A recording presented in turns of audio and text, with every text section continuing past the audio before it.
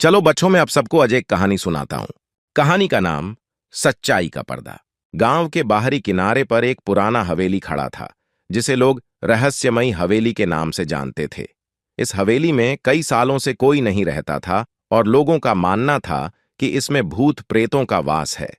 एक दिन गांव के 3 दोस्त राम, मोहन और सुरेश ने हवेली की सच्चाई जानने का निर्णय लिया।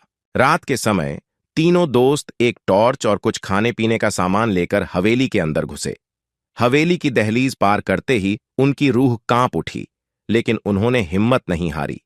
पहले कमरे में घुसते ही राम की नजर एक पुरानी तस्वीर पर पड़ी।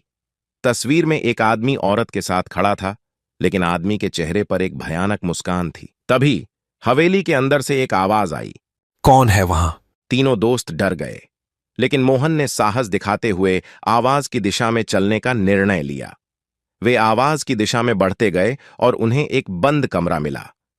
सुरेश ने दरवाजा खोलने की कोशिश की, लेकिन दरवाजा जाम था।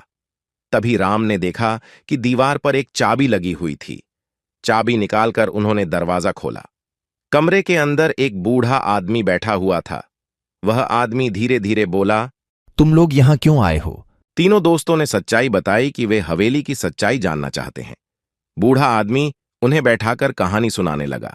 बहुत साल पहले इस हवेली का मालिक एक क्रूर जमींदार था। उसने गांव के लोगों से बहुत अत्याचार किए।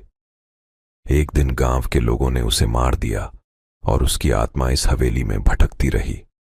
उसके बाद से ही लोगों ने इसे भूतिया हवेली मान लिया। इतने में हवेली की बिजली जल गई और तीनों दोस्तों ने देखा कि वह बूढ़ा आदमी अचानक गायब हो गया। तीनों दोस्तों ने घबराकर वहां से भागने का निर्णय लिया। जैसे ही वे दरवाजे के पास पहुंचे, दरवाजा अपने आप खुल गया और एक आदमी अंदर आया। वह आदमी गांव का ही मुखिया था। उसने तीनों से कहा, मैं जानता था कि तुम लोग यहां आओगे, इसलिए मैंने पहले ही इंतजाम कर लिया था। मुखिया ने बताया कि वह बूढ़ा आदमी असल में मुखिया का ही भेष था।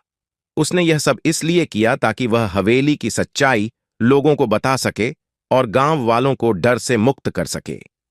तीनों दोस्त इस सच्चाई से हिल गए और उन्होंने गांव वालों को सब बता दिया। गांव वालों ने हवेली में जाने का निर्णय लिया और देखा कि वहां कोई भूत प्रेत नहीं था। हवेली की सच्चाई जानने के बाद गांव वालों ने उसे साफ सुथरा कर दिया और अब वह हवेली गांव के सामूहिक आयोजनों का केंद्र बन गई।